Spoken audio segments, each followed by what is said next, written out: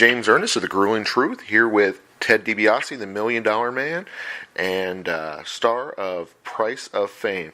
So tell us, does everybody have a price? Yeah, I would say today I would say it this way. Everything has a price. Basically, I believe that we are all a sum total of the choices we make in life, and every choice has a consequence. So, in that regard, yes, everybody has a price. I really enjoyed in the movie how they covered your father, Mike DiBiase, because I had heard the name, when they talked about you when you wrestled or when your son had wrestled, and they mentioned third generation. But unfortunately, being a child of the 80s, I didn't know much about his in-ring or about his life. So tell us a little bit more about him that we'll take away from the movie. Well, my dad was a huge influence in my life. I mean, he's actually my stepfather. My biological parents divorced when I was 2, and my mother remarried when I was 5. She married Mike DiBiase. So Mike was, yes, a professional wrestler, but more than that, he had a storied career at the University of Nebraska, where he was 3 consecutive years running the conference heavyweight wrestling champion. He lettered 8 times, 4 years in wrestling, 4 in football. He never talked about himself. Other people would tell me how great my dad was.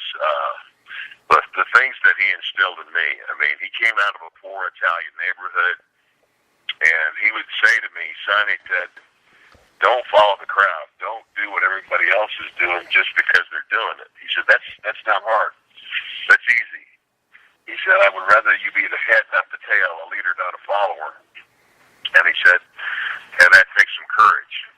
He says, "But if you're willing to work hard, if you're willing to pay the price, you can be anything you want to be."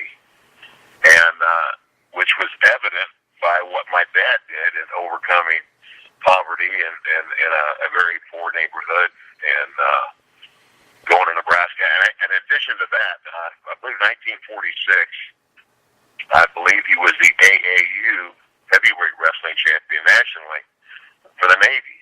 And so, I mean, I was the kid growing up that wanted to be like my father. And of course, the one thing he didn't want me to be was a wrestler. And it's not about the wrestling at all. It's about all that comes along with that. The lifestyle and being away from your home and family and all those other things. So, of course, I had to find that out the hard way. The thing, when people see the poster, they're going to think, oh, it's a movie about wrestling. But I really feel that after watching it, it was bigger than that. It was, would you agree? Oh, yeah. Oh, absolutely. I mean, obviously, it's much more about a life. I mean, I'm a traveling evangelist. I mean, my hope is that the story is going to touch people's lives in a way that they never imagined. And I feel pretty sure that there'll be a lot of people that walk out of that theater and go, "Wow, I never expected this to happen." As a matter of fact, at the premiere last night, the projectionist of the movie approached my son and said, "Hey, could we get together and talk sometime? This has really touched me." So that, right off the bat, it's already working.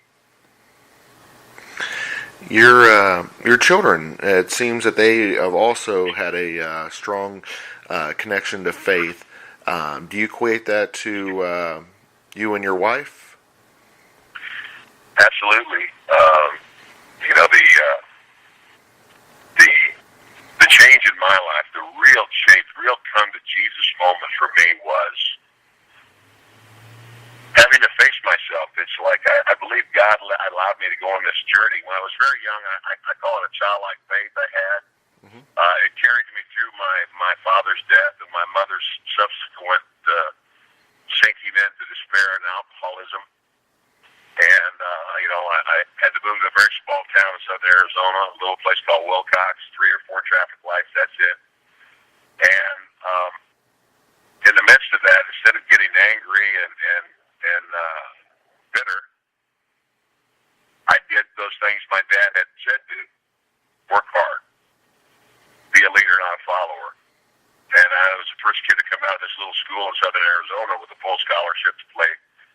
football. And that's the good news. But the bad news is when I got to college, you know, and I say this when I share my testimony at church, two things took over in my life: my pride and ego. And those things controlled my life pretty much for the next 20 years. I went through a failed marriage, got married when I was 20, totally immature, had no business being married, had no father figure in my life, no one to advise me and caution me. And so that marriage lasted, you know, almost 6 years, and then I'm, you know, but by that time I'm a wrestler. I met Melanie in Atlanta, Georgia, in April of 1981, and on New Year's Eve of that same year we were married. Melanie was Christian. I began to attend church again, and this was the beginning of the journey, I believe, for my really coming back to Christ in a very real way. And I tell people all the time, I said, the difference between heaven and hell is about 18 inches. It's moving everything you know about Jesus from your head to your heart, because when it finally gets in your heart, it has no choice but to come out of your life. And so my relationship with God was pretty much intellectual. It was all in my head, because before you can commit your life to Him, you have to surrender it first. And so I believe God allowed me to go on this journey. And along the way, He blessed me, inspired me. He blessed me with Melanie. He blessed me with 2 more children. I got my son from my first marriage back when he was 11. I couldn't have been more blessed. And then my wrestling career takes off, and wrestling climbs to a height nobody ever imagined, and I'm right in the middle of it. You know, and not my words, but considered by many one of the top 5 guys in the industry at the time. But, you know, fame is not what you think it is either, and that's one of the other things I want people to understand. You know, they see you in a building, 20,000 people know who you are, and they're screaming your name, and that is exciting. But what they don't see is that you leave that building and you go back to a hotel in a city you don't know, and you got 4 walls and a TV, and your family's not there. And then you have to do that again the next night and the next night, and in our industry, up to 300 nights a year, you're gone. And that becomes a very lonely place, and that's where all the stuff starts. You go down to the bar and you have a beer, and one turns into 2 and 3, and down the slippery slope you go. And, you know, that's where I ended up. There was never any question of my love and devotion to my wife and my children. It's just that my ego was now in overdrive. And I was filling this void, this emptiness, and instead of filling it with God and the presence of God in my life, I was filling it with all this junk. And God will give you enough rope to hang yourself. And in March of '92, right after WrestleMania 8, which WrestleMania, for those who aren't wrestling fans, is our Super Bowl, huge event. I called home the next day, and my wife confronted me with adultery. And I said, I don't want to talk about it on the phone. I'll be on the next plane home. And her answer to that was, no, you won't, because you don't live here anymore. Click. And in an instant, I realized that I had put at risk the most valuable things in my life: the love and devotion of a committed wife, as well as the stability, the peace of mind, the well-being, and the future of my children. And for what? To stroke an ego, to fill this void. I mean, it doesn't get any uglier or dirtier than that. And to face that and to realize that at the same time that how many times God had been there for me and had rescued me from that despair. And then when my pastor, best friend today, he wasn't my personal pastor, but he was a pastor who I'd met, Al Santos. He said to me, after he picked me up at the airport and was on our way to his home, where my wife had arrived and I was going to face her. He said, Ted, he says, remember that Jesus is both fully God and fully man. Being fully God, He's the God who put every star in the sky when you look up at night. The God who first and last breath and everything you do in between. And the guy who, if you were the only man who ever lived, still would have stepped down out of heaven and died on a cross just for you. And when I thought about that, and I tried to imagine this God who's that big, who, after the countless times he had shown up in my life and blessed me, and then I had trampled that blessing, yet in this moment when I felt dirtier than I had ever felt in my life, the thought that he still loved me and would forgive me overwhelmed me. And it was my real come to Jesus moment. It was when Ted DiBiase really hit the wall. And it's like he spoke to me and said, "You've got everything you thought you ever wanted, but what do you have right now of any real value?" And the answer was nothing. Absolutely nothing. All the money, all the fame, all the pride and positioning and influence means nothing if you have no integrity. And if you do not have the love and respect of your loved ones. And it was the game changer for me. Definitely. It sounds like it has helped you to turn your life around and help others. Absolutely. And that's my purpose. 17 years now I have traveled in evangelism, and I've told this story countless times in churches and prisons and rehab centers, and it's I've got it on you can get it on a CD, and I wrote a book about it, but now there's been a movie made about it, and it really, that's a whole other story. I mean, the story about how the documentary came to happen was really unbelievable. So tell us a little bit about your time in MidSouth. You mentioned not having, the father figure, because unfortunately, he had passed. But there were probably other influential people in your life in that organization, I would think. Well, I mean, there were a lot of people along the way that helped me in terms of my wrestling career. Very close to the Funk family, Terry Funk, who's interviewed in the documentary. His father and my father were very close friends, and a guy named Harley Race. He's another guy. Harley Race was one of the guys in the building the night my father died who tried to help. I tried to save his life, gave him, artificial resuscitation, and tried to save him. So there were a lot of people along the way in terms of my wrestling career. But what I had lost at the age of 15 was a dad. And that voice in my life was gone. And there were a lot of people along the way that, that tried to help me in terms of my business. When I first started wrestling, I went to wrestle for the summer, and yet when it was over, instead of going back, I had 1 year of college left. And they all said, "You got 1 year left. Are you crazy? Finish school. But I wouldn't listen to anybody. I was dead set on being a wrestler, and that was what I was going to do, and that's what I did. And so, even there were times when good advice was offered that I didn't take. So I had to learn a lot of lessons the hard way. Going into the WWE or WWF at that time, you were partnered with Virgil. What was that partnership like? Virgil was not, it's kind of like, Virgil they brought onto the scene. He was a valet. He was to be a bodyguard. I mean, he was somebody who never spoke. But he had this look. He had this intense look and this presence, and that's basically what he was hired for.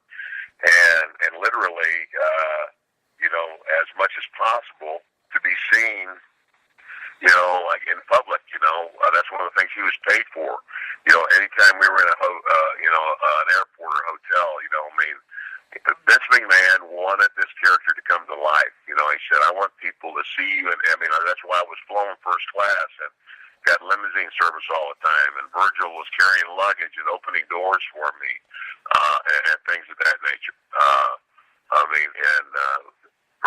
He's a nice enough guy, but he was not a guy who, he didn't have the kind of, I did have a few few matches with him. We told that story where he finally got tired of putting up with me.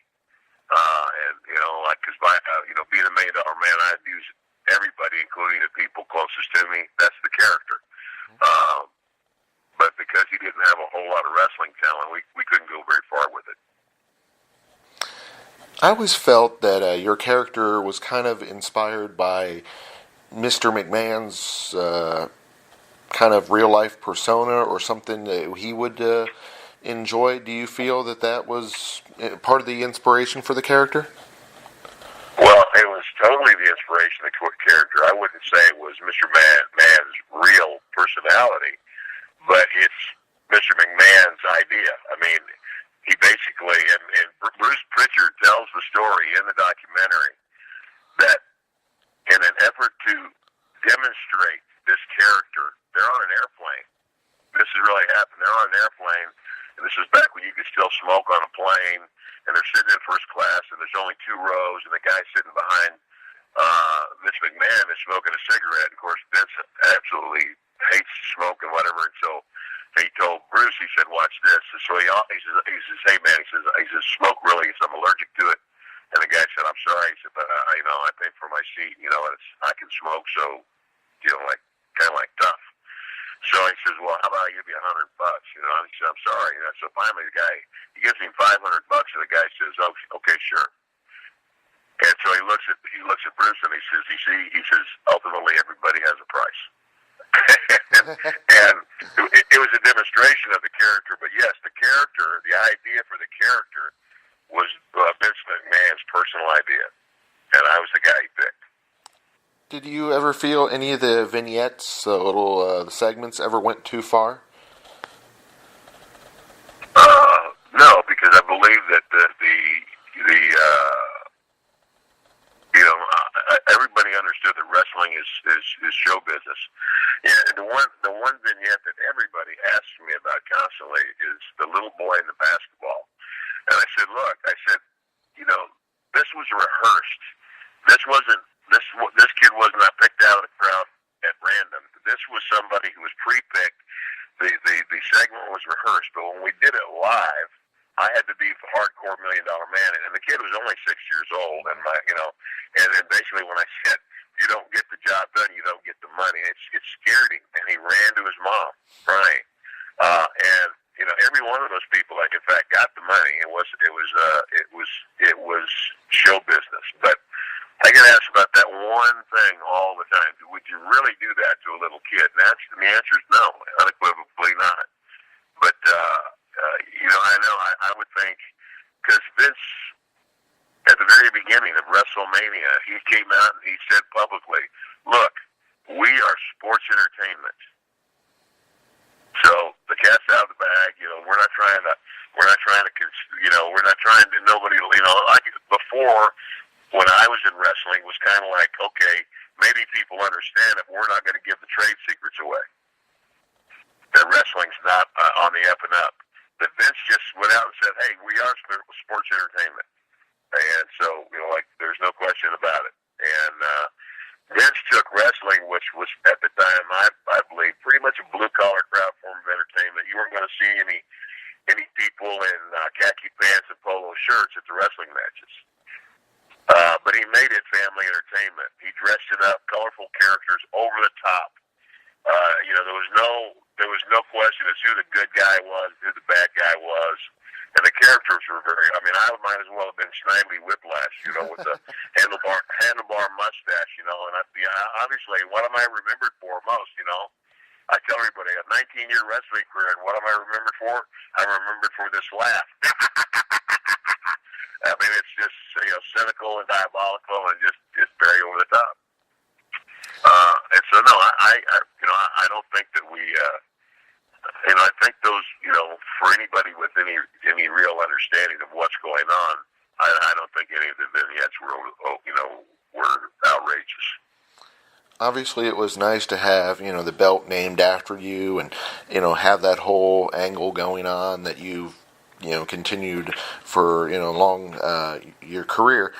But do you ever look back at WrestleMania 4 at the opportunity and feel that that you kind of didn't get your just due by getting the world title from that. No, I mean, again, wrestling is a business. I get asked this question all the time, and it's kind of like, look, just because you win the world championship, it's like saying you're the world champion in a movie. You're not really the world champion. You're an actor, and so in the storyline of what we're doing, it was suggested to me. And again, the other thing we try to do in wrestling is we always try to surprise you. It's like, like a lot of people follow wrestling and they go, wow, this is what's going to happen. But we know this is what was expected to happen at WrestleMania 4 is that I would somehow come out of WrestleMania 4, underhandedly paying off somebody and end up the champion and then have this run with Hulk Hogan. And so when and it was Pat Patterson who suggested it to me. He said, Tim, what if you don't win? And you don't win, and in your arrogance, you create your own championship and flaunt it everywhere and just declare yourself the champion by virtue of your wealth. And as soon as he said it, I said, let's do that, because that is going to put a ton of heat on me. I'll make more money as the self-proclaimed $1 million champion, because I'm still going to have a run with Hulk Hogan. Mm-hmm. I'm still going to make the same money I was going to make. So what? I wasn't ever really the world champion, because you're not really the world champion anyway. So I hope that answers that question. But I can't believe how many times I have to think, oh gosh, don't you feel you got cheated out of the world title? No, I don't, because it's a business. Oh, definitely. I agree with you 100% there. And like you said, it's, the character in the movie and all, but just, that honor of being the top guy and just, your peers and your bosses recognizing, and like you said, they've, retrospectively have acknowledged that, you are one of the greatest, the villains or heels of all time. So, you still did get that glory that you did deserve. Let's see, where was I? So you basically ended up living the gimmick, it sounds like. Well, to a degree. Did I become the character everybody sees on TV? No. And did I mistreat people publicly like I did on television? Absolutely not. The only it's like when people approach me, like in airports or in a hotel lobby after the show. This is funny. Kids who would, I'd get out of the limousine and walk into the building in the arena, and I'm the $1 million man then. And the kids would, cuss at me and throw stuff at me and flip me the bird. Now, after the show, a lot of times fans would find out what hotel we were staying in. The same kids that were cussing me and flipping me the bird are now standing there with an autograph pad and a pen wanting your autograph. And I used to have fun with that. I'd sign that autograph, and I'd go, hey, wait a minute. Weren't you the guy flipping me off in the, and then they'd go, oh, no, it wasn't me, it was somebody else. But, no, I got caught up in the glitz and the glamour of being the star. But no different than the other guys that were on the road with me. It's like, I lived the character to the degree that I was seen in limousines. I was seen in first class, and, it was like, it's up to the people that are watching, the perception. Now, Vince did have me, he did recommend, and he said, now don't overdo this. He said, if you abuse it, you lose it. He said, with this flash cash, they gave me cash to burn.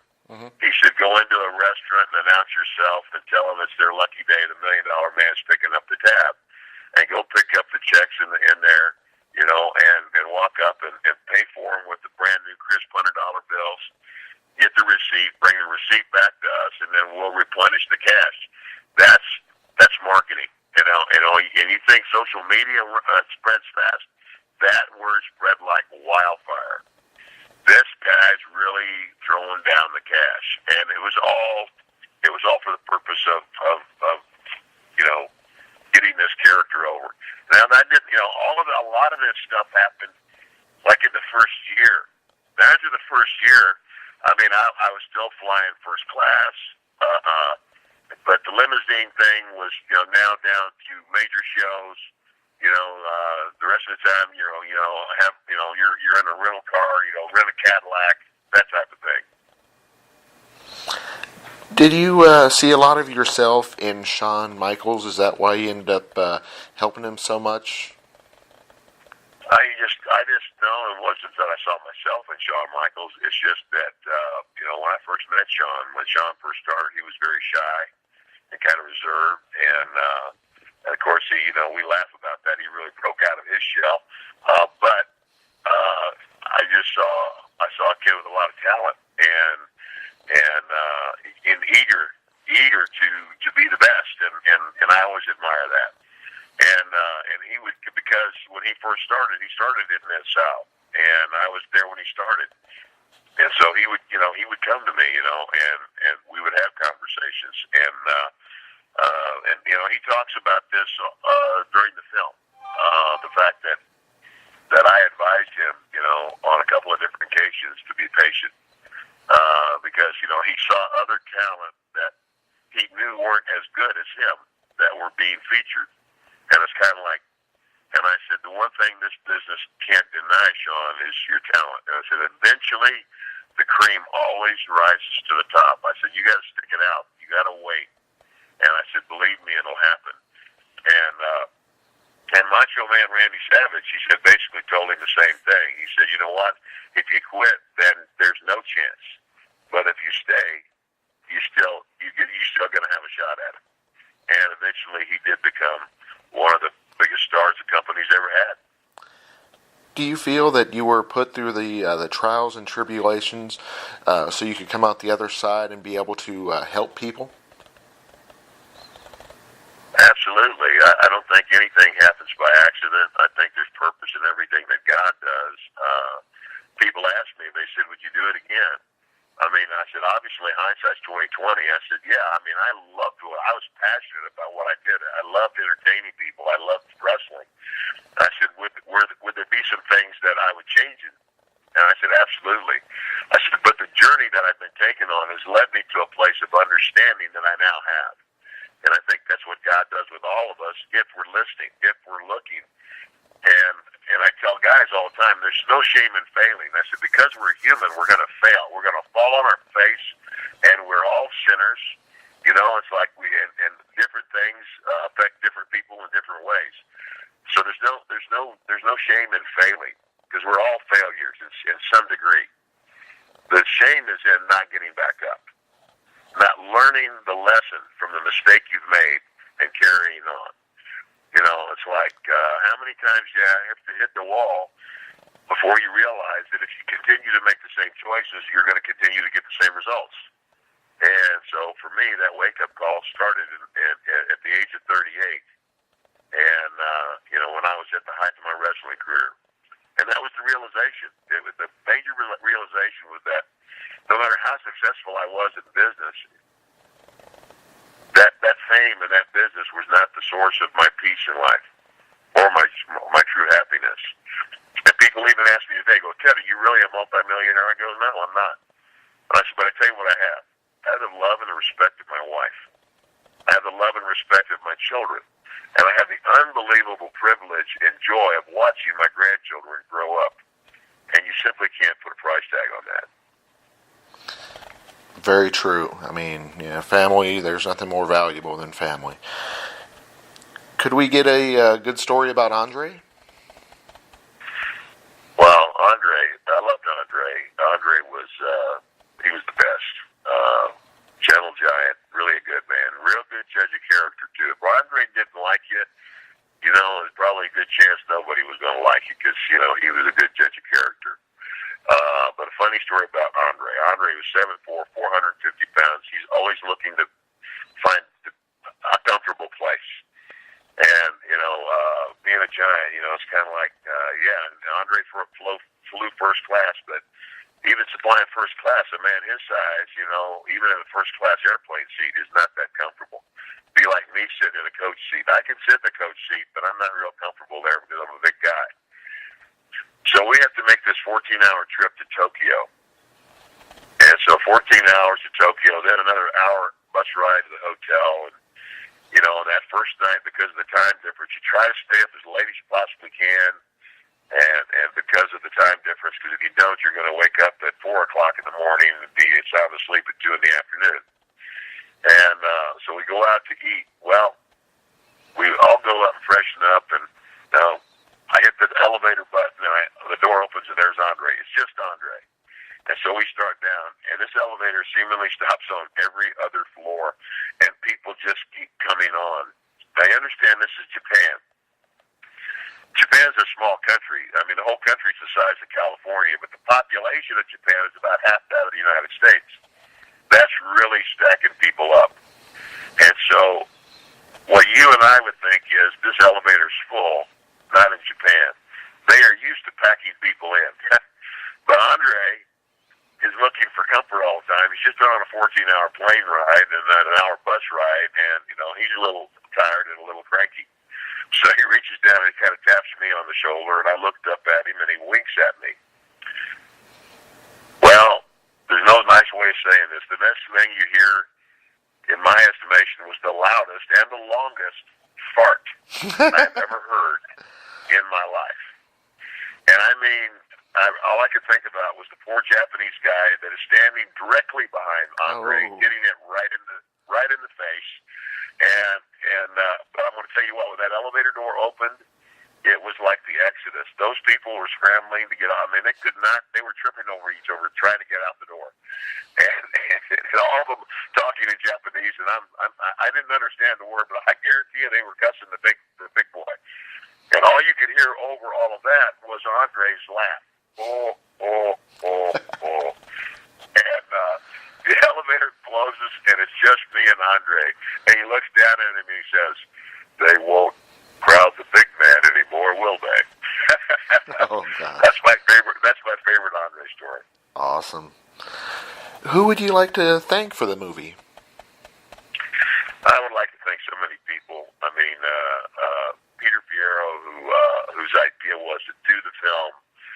He directed it. He edited all of this. He did a tremendous amount of work. Pete and I became good friends. When he came to do an interview with me for a friend of his, and he hears my story touches his life, changes his life, and then he approaches me about documenting my story, which is an incredible story that we don't have enough time to tell that story. But I got to thank Pete.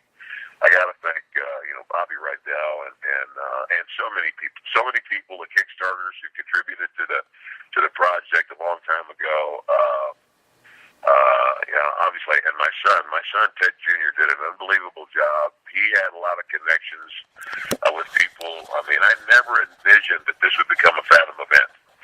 You know, that we would end up that this movie, will be seen in approximately 700 theaters all over the United States tonight. And it just absolutely blows my mind. So I want to thank everybody. I want to thank my family. And above all, I want to thank my wife because she stuck it out. She stayed with me. She gave me a chance I really didn't deserve. And today, because she took that chance, we're happier today than we've ever been. And that's the story. The end of the story, I want people, when people leave the theater, I want them to be able to walk away and go, you know what? I can overcome anything.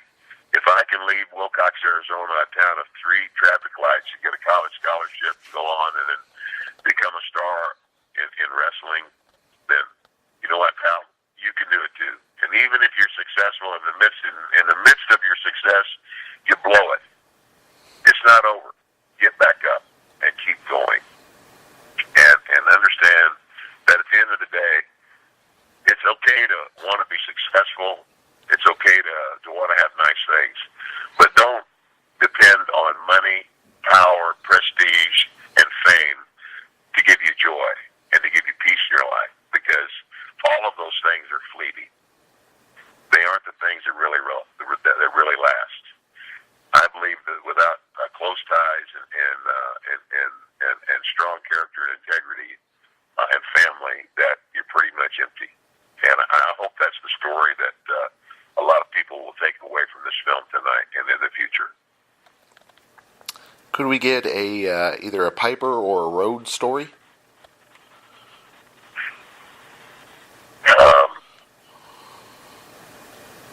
I'm actually running out of time. Okay, sorry. Understandable. Okay, no worries. Let's see. Before we go, what websites and social media should they check out?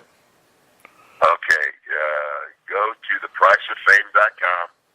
If you enter your zip code, you can find out what theaters is going to play in tonight in your area. The other place you can go is to fathomevents.com. And I think if you have the Fandango app on your phone, if you go to Fandango, it will also, show you what theaters it's going to be featured at. Excellent. Can I get the final thoughts before you go? Final thoughts and hopes is just simply, my prayer from the very beginning is that God would be glorified and the name of Jesus Christ lifted up. I mean, I'm a Christian. That's my belief, and of course, I'm appealing to not a really a Christian fan base, but I'm appealing to wrestling fans. And and again, like I said before, if you're a believer or not, I believe that you will still be able to take something of value away from this film, whether it's a relationship between you and your spouse, a relationship between you and your children. This documentary speaks a lot about the father-son relationship.